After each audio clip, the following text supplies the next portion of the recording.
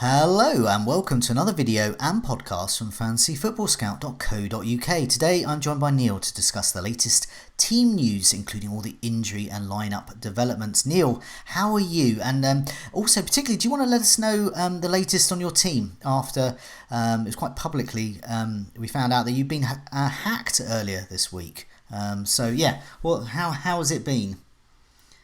Yeah, just a quiet week here, right? I'm pretty much in the same boat as Andy, so people have probably seen by now what's happened to his team. In that the account was hacked after the Gameweek 6 deadline, so every cloud and all that, I can correct the changes to an extent, but I have to use my wild card on my free hit, which isn't ideal. Obviously, I was quite happy with my team and probably will use it later, but compared to what happened to Chef's team, where his season's basically ruined effectively now because his hits were taken before game week 6, so you can't do anything about that now. But yeah, just grateful to get it back, and sort of thanks to a number of people involved, and Jeff, and obviously Premier League themselves, and everyone else who's been very nice about the whole thing this week. There's been a lot of support on Twitter, which I've been vaguely embarrassed by, but it was nice to see people rallying around for the cause. But back up and running now, and pondering my wild card options for game week 7. Yeah, well, thanks for letting us know, and obviously, everyone in the FPL community have been thinking about you and Andy and Chef. It's a terrible thing to happen, but I know, speaking to Andy and yourself, obviously, you can treat it with as much good humour as is possible in such a situation. You've got to, haven't you? You got to. But in the meantime, let's talk about team news for this week. So we've got to prepare for this week. You've got a wild card to finalise. Yes. We're looking at game week 7 team news. Let's start off with some bad news. It is on the injury front for Manchester United, but potentially good news for those with a cheap striker. They are absolutely dying to field for the Reds' clash with Arsenal on Monday. So what's news from Manchester United? Yeah, the Premier League full debut, certainly this season anyway, goes ever closer for Greenwood. I think he started in game week 38 last year, but so Rashford and Martial looking very unlikely to feature. I think Solskjaer said that he doesn't expect to see Martial before the international break. Now, he said ahead of the Rochdale game that he was hoping to see Rashford back before that October hiatus, but it sounds he was hitting that neither of them would feature on Monday. He left it vague enough for not to be a complete red flag, but it does seem that he'll be down 2 centre forwards, which of course paves the way for Greenwood. But despite the fact that he's scored twice already this season, and there's been a real clamour for him to be included, not just from FPL players but Man United fans as well. There was positive words on Greenwood, but Solskjaer again stressing the fact that we can't throw him in at the deep end in every game. So whether he was pointing us in the direction of another substitute appearance, perhaps with maybe a Lingard or a James as a false 9 against Arsenal on Monday, we're not entirely sure yet. This is obviously the closest he's been to starting, I think, this season. And Solskjaer did say he would think about it over the weekend, but those words, I think, the fact that he said we can't just throw him in at the deep end all the time, I think are a definite disclaimer there, and a source of worry if you were hoping for a Greenwood start, I think. But he'll definitely get on, I think, against Arsenal, barring any late injury up as it was last week with his tonsillitis. But he's recovered from that now, and he played in the EFL Cup against Rochdale, scored. Looks on a knife edge, really. But again, those comments from Solskjaer perhaps pointing towards him being a substitute, but who knows? Yeah, I must admit, I'm now tempted to play him. Between him and Cantwell for me, and I'm sure we'll get to some Norwich news a bit later, but one of the aspects about Norwich is great at home, not so great as FPL assets away from home. They have an away match, so Greenwood could get the nod for me in the first 11.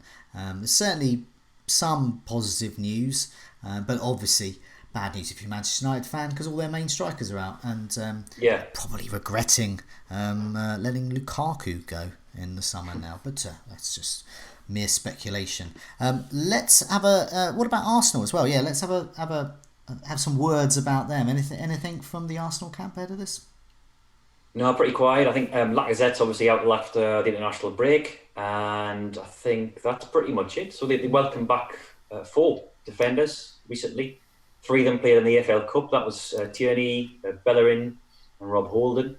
So they're all in contention. Whether or not they are going to be risked from the start again so soon after recovering from medium to long-term injuries, not entirely sure. But we'll hear Emery's press conference words later. His was the last to drop, and I haven't seen it yet. But Arsenal did issue a medical bulletin earlier, and Lacazette and Emile Smith-Rowe were the only names on it. So it sounds like a fairly fit squad, and we'll if you order an Aubameyang and Pepe, then they look probable starters. But other than that, pretty quiet. Just revisiting Man United, by the way, because I didn't mention Pogba, who came back against Rochdale, but has since suffered a recurrence of his ankle problem. That's apparently now swollen, so he's going to be assessed ahead of Monday game. The fact that it is on Monday gives him a bit extra recovery time. Luke Shaw is back in training. He might feature again, going to be assessed over the next 48 hours. And Phil Jones is out after the international break, which is no loss. Okay, well, let's turn to Chelsea. So Frank Lampard has been chatting about his young guns ahead of Chelsea's match with Brighton. I know some people are eyeing up the likes of Abraham for the captaincy as well, but he's been talking about some other players as well. So yeah, what's Frank been saying? Yeah, I'll start with the injury news. So Tony Rudiger's out. He's got this groin problem, and no date put on his return, but he won't feature in Game Week 7. Christensen might. He's back. He's still got a tiny bit of pain, according to Lampard, but he'll be in the squad. And Giroud is touch and go. He's had an illness this week, but I wouldn't expect him to be anything other than a substitute anyway. And we already knew about Emerson. He's going to be the other side of the international break, and Loftus-Cheek's a long-term one. So Reece James, Callum Hudson-Odoi, both back in the AFL Cup against Grimsby. They're in the squad this weekend, so they could feature. And comments I haven't actually transcribed yet, but I'll get around to putting that on Twitter. Lampard said that Tomori is now sort of first or second choice centre half. So if you're looking for a decisive comment to persuade you to go with Tomori, who's, I think, is he still 4.5 in FPL? He's around that mark anyway. Obviously, the big downside being Chelsea are woeful at the back. There's a lot of Luca Dean owners out there looking to free up money. Tomori is looking like a good option there. For me personally, I just want to see how he's faring in this easy fixture. They've had some tough games. He looked impressive. They haven't kept any clean sheets though. And for a 4.5 defender, that's what you want. So let's have a look at them at Brighton, and that might help the decision. But yeah, very interesting news there. Very interesting comments from Lampard. Looking at Brighton though, what state are they in ahead of this? Because that may influence our decisions around Chelsea. Yeah, so Potter had his press conference yesterday. We didn't do a roundup yesterday because it wasn't worth it. I think it was only 5 or 6 on. Shane Duffy is going to be out for the next couple of weeks. He's got a calf problem. He might not have played anyway. He's been obviously increasingly peripheral now since Webster and Byrne came to permission. And other than that, I think injuries we already knew about. So Bernardo isn't quite ready to return. Trossard is getting closer but not quite ready.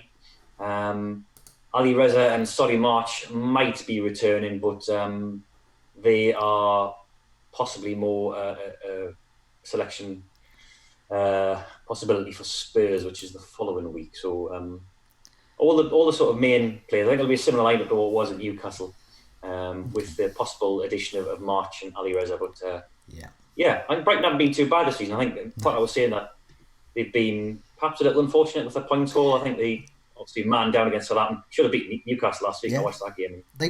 They've looked impressive in defeats this season, whereas last season they looked unimpressive in defeat. So that's we'll see how they're going. It's still, I still feel it's early days. I don't, even as a Brighton fan, I was saying on the Scoutcast, I don't quite know what to expect from Brighton at the moment. But it's could be positive, could be negative as well. Let's Newcastle. We usually put Newcastle in the team roundup at the end, but let's elevate them a bit because there's possibly some interesting team news coming out of Newcastle. Who's that like? Who are you talking about? Looks pretty dull as dishwater to me. So yeah, Shelby's out for a couple of weeks. I was thinking more of an old stager making a return, Oh, possibly for their Andy match against Carroll, you Leicester. mean? Could be. Yeah. So Longstaff's back to probably replace Shelby. That's the only bit of notable team news. Carroll came back against Brighton last weekend. Appears as a substitute. I still think this will come too soon. And Bruce was saying that they're sort of handling his recovery carefully. You know what he's like. You don't want to rush him back into action. And the fact that it is Leicester away, and Jolinton's done okay. He's no rundown, but he's done all right. I doubt he'd go with two recognised strikers against Leicester. I don't think he'd be bold enough to play 4-4-2, even though we could see a system change because it just didn't work last weekend against Brighton. But I still think he'll be an impact sub 4 now. But we might see more of him after the international break. Who knows?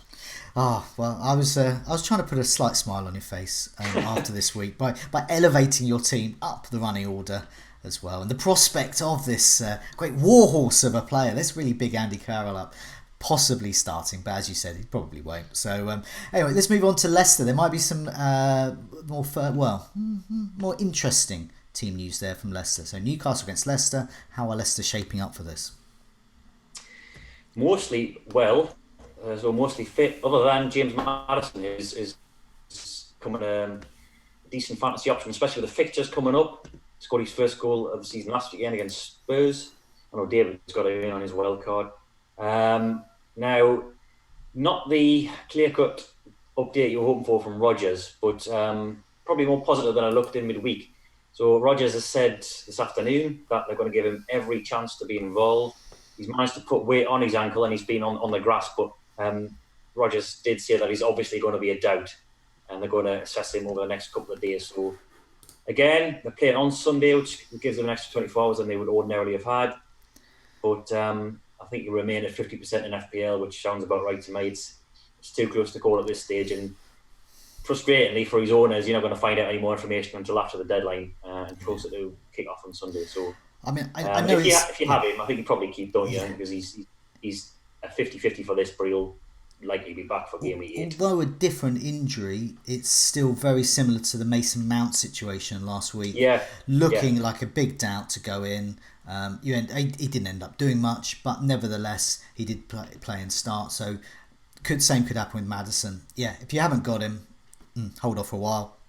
If you have got him, keep him, field him, see what happens. Yeah. Make sure you've got a good first sub.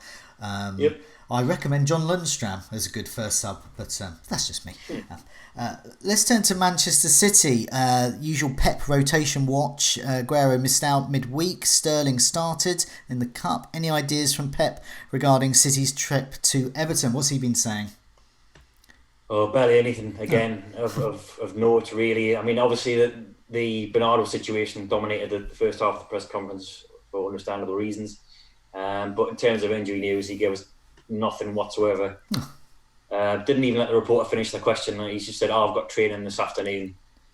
So that's it. Unfortunately, we don't know. We know that Laporte and Stones are out. We know that, of course. They're out until Stones after the international break. Laporte for much longer than that. But he gave us not a sausage on developing injuries or anything new. That's yeah. It's hard to second guess him, but he usually comes in with at least with a smile on his face and tells us who's out and who's any injuries. But is he getting a bit tetchy, do you think?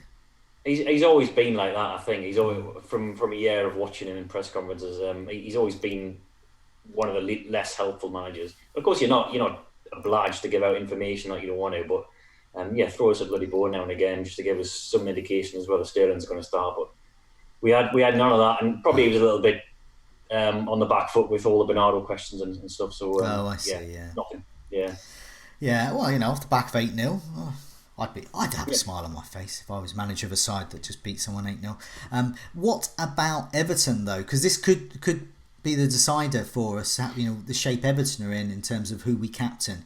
Could it be Aguero, Sterling? Is it worth it? But they don't have a great track record at Goodison. I don't think Sterling's played there recently. But yeah, what shape are Everton in? Yeah, was this part of the double game week 25 last season? This fixture, I seem to remember. This was one of the Laporte's hauls, wasn't it? A double game week 25. Yeah, so Everton same injured duo really from last week, which is the central midfield pair, Gomez and Gabamian, whose name I'd never managed to master in the first month of the season. They're both out still, so looks like probably Schneiderlin and Delph playing in front of the back four, which hasn't really provided adequate protection over the last 4 game weeks. They haven't kept a clean sheet in that time. Been chipping the goals really, haven't they? Despite conceding only 2 shots last weekend, only 1 on target, they somehow got beat 2-0. So, this is probably a good time to be playing Everton, I think, if you're a Man City owner, because they're not quite the solid back four they were at the back end of last season and the beginning of this. So, just those 2 injuries to report, but they're not in a good way at the moment, are they? I've got no idea who to captain between the Liverpool assets and Manchester City assets. Speaking of the captaincy, speaking of Liverpool assets, what shape are Liverpool in as they prepare for a trip to Sheffield United? Any update on Alisson, I guess, as well? Yeah, he's getting closer. He's not going to play this weekend, but Klopp say that he might return to training on Sunday. He's still got to get the green light from the medical department. Whether that'll be sufficient time to recover for game week 8, I'm not entirely sure. They might give him till after the international break. But he's getting closer. He's nearly there. So if you've got Adrian, then probably just enjoy him while this lasts. I think you've got a maximum of probably 2 games. Like he's a fine wine. Yeah. A fine wine that concedes. Really, well, yeah, has he kept 1 clean sheet? Yeah, I think he's kept 1, hasn't he, against Burnley? But yeah, I think he's got 1 or 2 games left, Adrian, and then Alisson will be back. Hopefully, going off Klopp's comments and providing there's no setback. Other than that, Liverpool, Shaqiri's out, but the sort of more important news for owners is that Mane looks to be fine. Klopp said that both him and Divock Origi were completely normal. They trained yesterday and presumably today as well, and they've got no issues. So the flag is off Mane and looks all right. Okay, well let's quickly round up the rest of the fixtures then. So we've covered off quite a few, but more to come as well. Villa versus Burnley. I guess we should start off with sort of next chronologically in line after Liverpool. Alphabetically, is it rather? Yeah, nothing great to report from Villa. Same sort of peripheral squad players really. There's absence. So Lansbury's the latest addition. He's out. Chester's not quite match fit yet, and Jonathan Kodja's got this cheekbone fracture, and he's got his Gaza mask on now. I'm not entirely sure if he's going to be back for this game. I'll look at that later on, but he's a bench player anyway, so nothing major to report. Burnley a bit more notable, I think, especially a midfield differential. So Goodmanson is back. I mean, he was fit last weekend, but hadn't had enough training to enter into Dyche's plans for that win over Norwich. So he's going to be back in contention. That right wing slot is the only one he's changed this season. If the other 10 players are ever present, but Neale is the smallest of doubts. I think he had a dead leg. Dyche said he expects him to recover, but that's enough of a doubt there for a yellow flag. In case anyone is wondering why that is the case in FPL, I think apart from that, all fine. Okay, well let's move on to the others then. Bournemouth, West Ham. Any news? Nothing major from Bournemouth, although in the Guardiola bracket, isn't he, Eddie Howe, in terms of disclosure of team news. He said we're in the same position as last weekend, but obviously with the addition of Lloyd Kelly, Danjuma and Simon Francis, who all played in the EFL Cup defeat in midweek. Now, whether any of them are match fit enough to start again 3 days later, I'm not entirely sure, but especially after back-to-back league wins as well, why would he change a winning side? Rico, we reckon, safe for now. He could be safe for now. You're never entirely sure with how, and he's not been his biggest fan in the past, but I think 2 wins on the spin and 2 assists, isn't it, for Rico now in succession? So it would be a kick in the nuts, wouldn't it, if he's dropped after that? He's the Lundstram of the south, and long may his reign down south continue. What about West Ham though? Lanzini was a big doubt. They missed his creativity. Any chance he's back? Yeah, I saw a report in midweek, I think it was from Football London, who said that he's going to be out for 3 or 4 weeks. And then lo and behold, Pellegrini this afternoon says he's fine. No more foot pain. He's been training the past 2 or 3 days. and he's in the squad list for the Bournemouth game, so he's back. And in fact, I think only Antonio and Reed are missing for this game, so that does imply that Fredericks has got over whatever ailed him last weekend when he came off against Man United. And Palace versus Norwich. Norwich, have they got any defenders left? I mean, not that they need them, because their B list of defenders can beat Man City. So yeah. Norwich, Palace. They're getting some players back, but they're losing others at the same time. So Zimmerman, Klose, Triable, Vrancic, Fernandez, they were all out anyway. They remain out. Alex Tetty's the latest addition to that. He came off last weekend, one of the defensive midfielders. He's injured. Tim Krul's out now till after the international break. And they've got a big doubt over Ralph Farman, who's their backup goalkeeper. I say a big doubt. He returned to training today. He's only had one bit of training. And Daniel Farke said if he feels all right, then he will start. But if not, then it'll be Michael McGovern in goal. Palace game, they do have Max Aarons back, way ahead of schedule. I think it was going to be after the international break, but he's possibly back for tomorrow. McGovern in goal. Now it sounds boring on the surface, but I have seen McGovern in a few teams as a backup goalie. And if you don't fancy your first team goalie playing, he could be an option, because Palace aren't, obviously they can score, but they're not known for being a free scoring side. So that could definitely be a 0-0 there. Who knows? Spurs, Southampton. A lot of interest in Spurs assets on account of Southampton's defence, Son in particular. But are there any news either on the Spurs side or Southampton side going into this? I'll just go back to Palace, because I didn't mention them in my round. Sorry.